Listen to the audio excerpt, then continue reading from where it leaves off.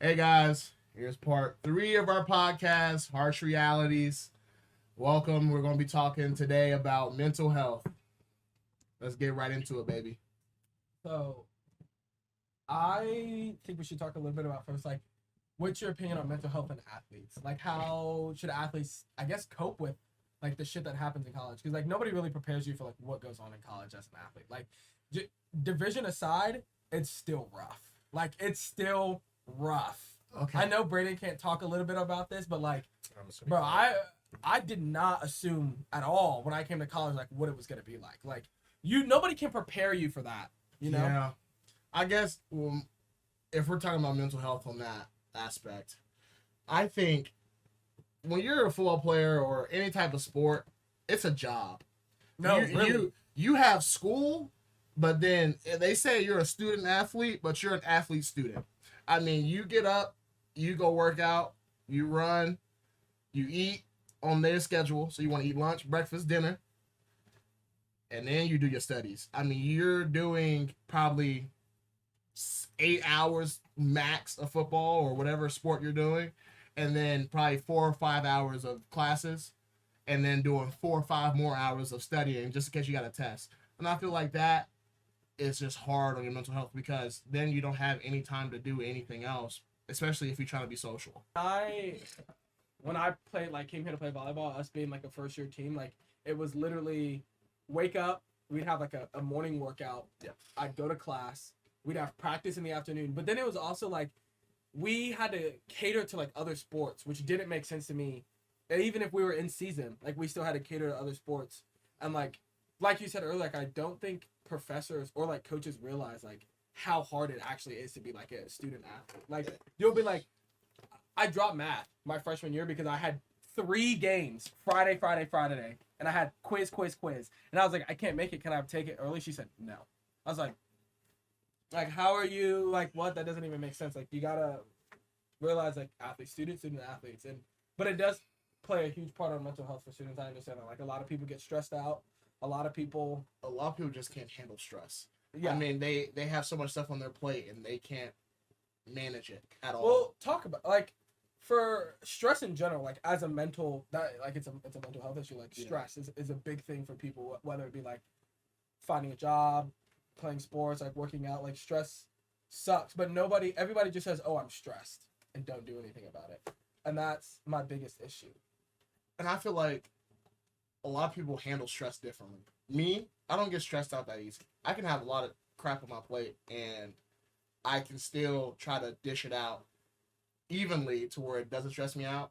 But if I do get stressed, I take a break, take a little breather, and then get back to it. A lot of people just get stressed and they shut down. And then that definitely just starts going to other parts of, depression. Stress can turn into panic attacks. Yes. Panic attacks can turn into... Okay, here's my biggest thing when it comes to mental health. And people can hate me for this, and people can relate to me or understand it. I get that there are a lot of mental issues that go on in the world. I get that. Depression's real. Anxiety is real. Like, all of that is 100% real. Yes. However, people use that to, like, identify themselves and not, like, describe. It's just something about you. Like, people are like, oh, I'm depressed. And they won't go and do anything about it. Like, you're depressed, so fix it. Like, sorry, but, like, fucking, like, figure it out. Like, this is we're on a tight string here talking about this.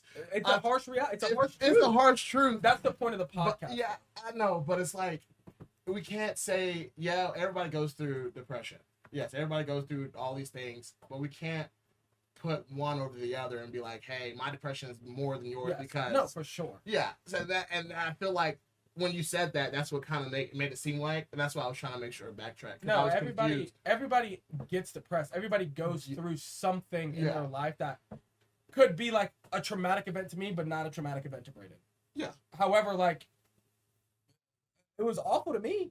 Yeah. So, like, I could be depressed. Like, I mean, Braden has some shit happen. Braden's adopted. I mean, like, that's huge. Like, huge. Respectfully, like, not knowing your parents, like, anyway.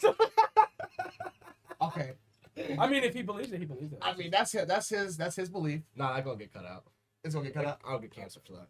Canceled. Canceled. Okay. Anyways, back to the podcast. What is your opinion on, like, So not saying that your issue is higher than other people's, but like that is a big like Yeah. not knowing your parents is huge. So like, I'm not gonna specifically go into like the adoption part Yeah. because like I'll kind of just like use like experiences that I could say I've been depressed, and so like there's been moments in my life where like yes something's happened in my life that I've been very depressed, but I don't try to live in that state of depression. Yes. Mhm. I try to surround myself with better people. I put myself in a better environment. I do things that are better for my health. Yeah. That will like slowly start to get me out of that depression because like 3 months ago, Oh, we know.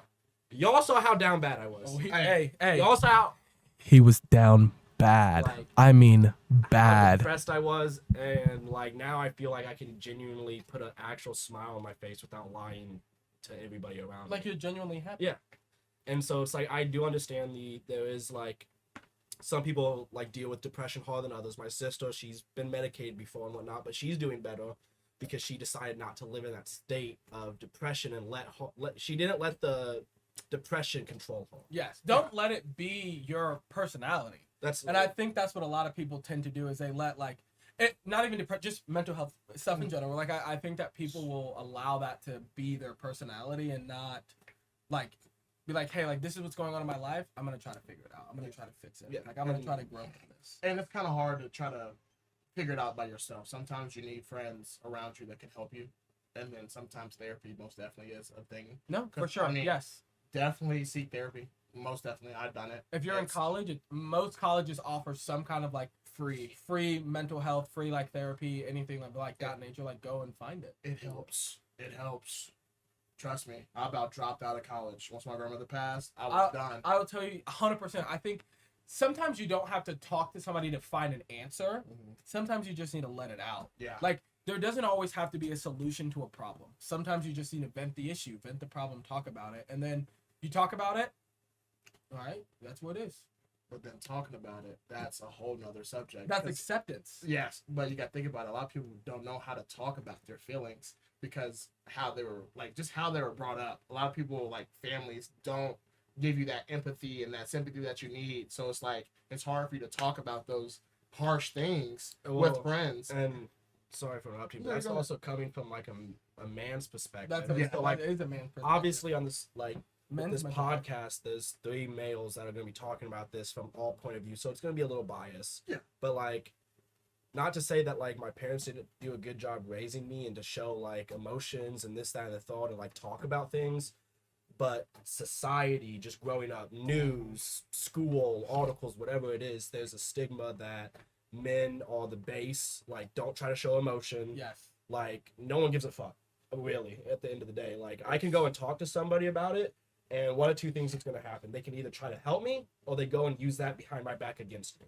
Or they laugh. And that's my experiences that I've had. So that's not everybody, Yeah. but I would say definitely, like, for a man as myself, like, it's hard to kind of, like, speak up and, like, truly tell somebody what's going on in my brain because society's norms have it to where I shouldn't do that. Yeah. I shouldn't express how I feel. So we should actually elaborate. Like I fully agree that Yeah. society's like view on men's mental health stigma is like, or the stigma around men's mental health is that like all men shouldn't show emotion. Yeah. Like all men shouldn't care or show emotion or be vulnerable. They should be like, you stand straight up. Hey, like yeah, shit hurts, whatever. Don't cry, like whatever. But like, that's fucked up. Like in reality, like that, like we are human too. Like yes, I get it, but like I completely like when me creating content, like posting content, like showcasing mental health and like showcasing like my fitness journey. Like there are a lot of people that are like, oh, that's cringy, or oh, that's like you're such a baby. Like don't do that. Like who cares? Just fight your demons on your own. Yeah. But like, why? Like why can't I showcase and share for other people to like want to do it themselves too? Yeah.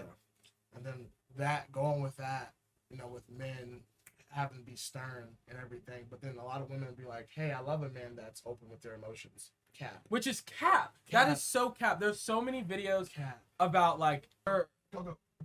there are so many videos of like interviews of people going up to women and asking them to like do you prefer a man that shows emotion or doesn't? And they always say that shows emotion, but then at the end of the day there was this other video of this guy like coming at this girl saying, if a man cries in front of you, how to react to it. And at that point in time, like women will begin bias. This is bias. I'm not speaking for all women. I'm just speaking from like that video perspective. Like that woman said, like she's gonna see that man differently.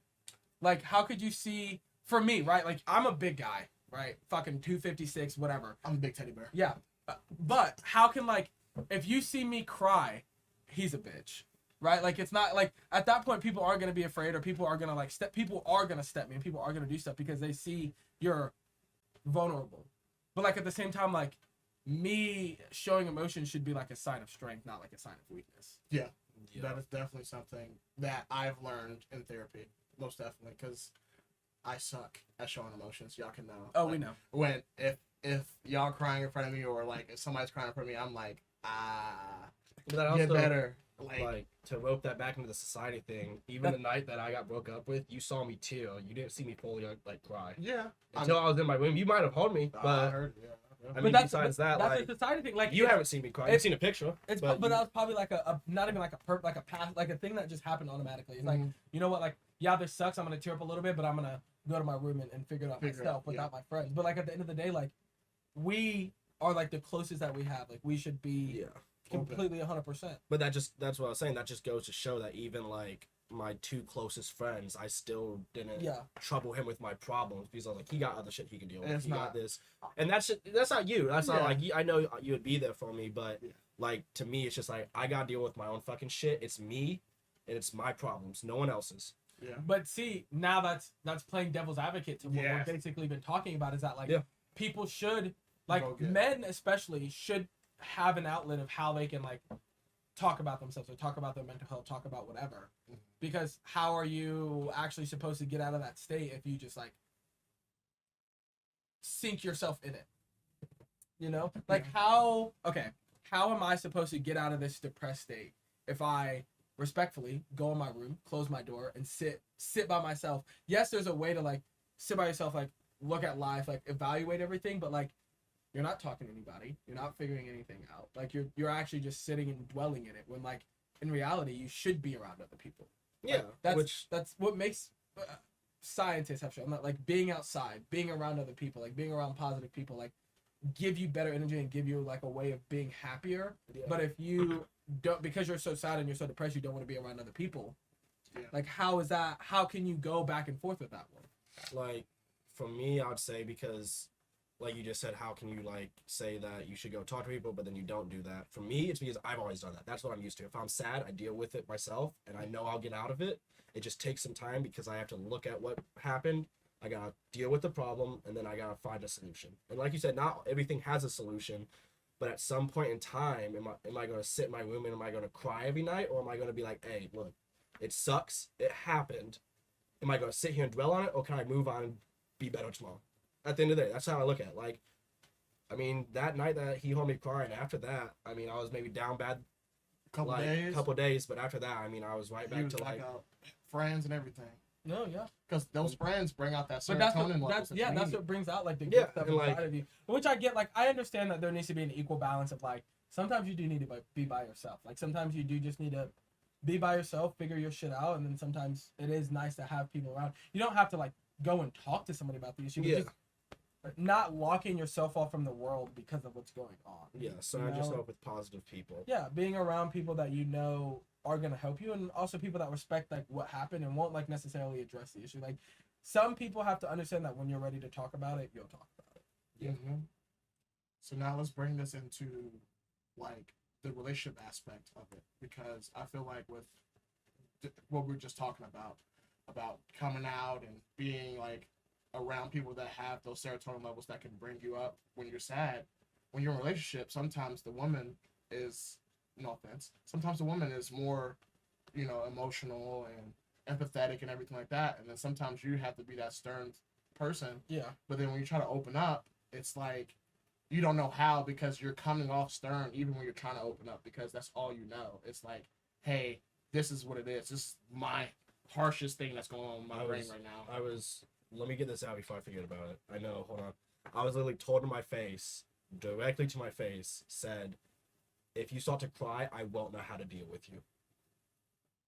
And that's so stupid. That's so harsh. Like, Yes. like yes, that's a harsh thing, but that's so like, that's literally like the issue with what's going on like today. Like, I'm not saying that all men need to go out and fucking cry. That's not what I'm saying. But I'm saying like, if I have a girl and I like trust you, like we're together, I'm in love with you, like at some point in time, if we fucking break up and shit ends, like I'm gonna be upset. I'm gonna cry. Yeah. Whether it's in front of you, whether it's a passive tear, like that's an immediate sadness that just hits people. Yeah. And like women, in my opinion, don't understand that like at the end of the day I can cry and still be a man. Yeah. Like, I can still do everything I need to do. Like I can cry and a dude can come up to me and try to check my shit and I'm gonna rock him. Like at the end of the day, like but I shouldn't be a problem if I like tear up. Like you shouldn't be like, you know what? I don't want to be with you if you cry. Yeah. What? Yeah. The only time I've ever seen my dad cry was at a funeral. Yeah. That brings it out of you. You The know? only time I've seen mine was when I graduated high school, But that's what I'm saying. Like, why can't people can't like men can't show emotion like that, and it always becomes an issue. What did you just say? Because I had something on the relationship side. You're gonna ask me right off of that. Okay. I was saying basically with the relationship side of it, it's like your woman could be so empathetic. Can't open up to a woman. Yes. And I was gonna say yes. I realize this like not in my relationship right now, but just in relationships in general. Like, obviously, you want to tell somebody about you. You want somebody to learn about you. Like, this person, realistically, your significant other should know almost everything about you or know everything about you. Yes. But how are you supposed to tell them and be empathetic about your past when you're just have been like, society has just trained you to just be like, yeah, this happened. It is what it is. I can't really like I was bullied my entire life from fucking first grade Preach. to 11th grade until I actually 11th grade until I was a senior and a starter. I was bullied every day. So, but I can't be like, yeah, I was bullied, so I'm just this and that. Like it's like, oh, I was bullied, but you know what? I'm a man, so it happens. Like I just gotta live with it. But in reality, like that shit fucks up people. Like harsh truth.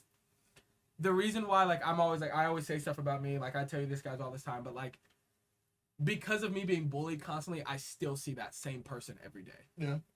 And that's so hard because to like you get it drilled into your skull every day that this is who you are. and it's this is so who hard to you come will out be. of that. Yeah. And it's so hard to like come out of that to be like, no, like this is how I am now. I'm this. But then we get looked at being arrogant and being ignorant and being like cocky because we work for something And we like to show off. and then we like to show it off. Or we just like to like my girl asked me a question the other day, like, why do I create content? Like, why do I do that?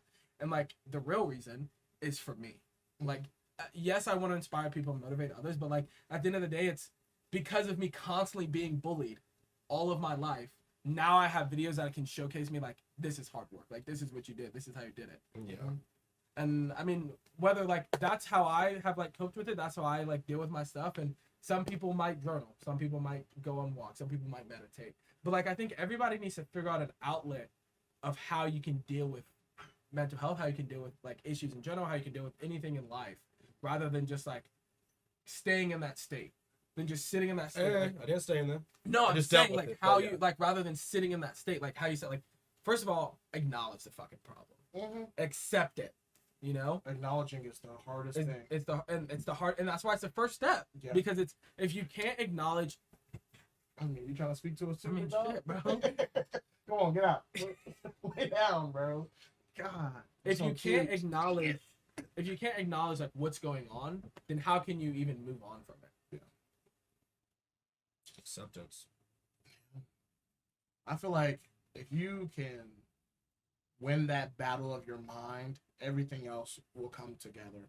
Like if you want to be happy, or if you want to like lose weight and do all these things, once you conquer that mindset, whatever's stuck in your head that's blocking you to make that step, everything will come along. Everything, just one step after the other, you can get there. And adding to that, I saw this things like for us, since we are like gym people and we're like very active, I saw something that said what But go ahead, continue. like you were just adding to the mental aspect, your mind will give out before your body does. Yes. To add on to this, when I was taking a shit today, Okay, go ahead. This TikTok came out about get on the treadmill, get on the stairs, don't listen to anything. And I guarantee you'll be on it shorter than you would normally. Oh, Because your mind is everywhere and anywhere. And like you said, your mind will give out before your body. And that's how the gym is for me. Like today I did like 13 of 170 for pull downs. But like I wanted to stop. My body didn't, like, I could still go, but like I was like, no, you can't do this. But literally, like, if you get your mind right, if you understand, like, you don't need to figure out your mind or have 100% of your brain usage. But like if you just like are able to constantly push past stuff, constantly push past barriers, like push past mental barriers, like figure out how to use not more percentage of your mind, but how to truly accept what's going on and then push past that. Yeah. Like you can literally do almost anything. Yeah, and Like, not to say that like it's gonna be easy, but just take it day by day. Yeah. Day by day, hour It's by hour. Baby steps. Like those baby steps will turn into bigger steps, and then they'll turn into bigger steps to eventually you look back and you're like, what even happened? Like, I was down bad, but now I'm okay. Like that's how I was. It's like, bro, 3 months ago, tremendous. I mean, I was in the trenches. Now I'm like, I mean, boy was in the trenches. I mean, I was getting ate alive. I But mean, now I'm he just looked like, like Olaf off of Frozen, my boy. As an are we just adult. roasting each other now? My bad. I was like, hey, go ahead and get him. No. They roasted my shit. We're not, Damn it. sorry. Messing it up. But I guess with going with that, with mental health and everything like that, I feel like the quote that I'm trying to remember the quote, but it's basically like failure is okay. Like you having these mental setbacks, it's okay, because in that failure is when you succeed.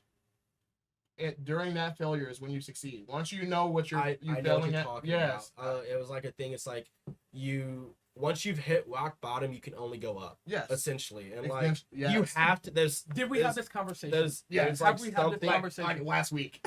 There's Go on. like only until you hit failure can you go above that. Yes. And go ahead, I'll let you go.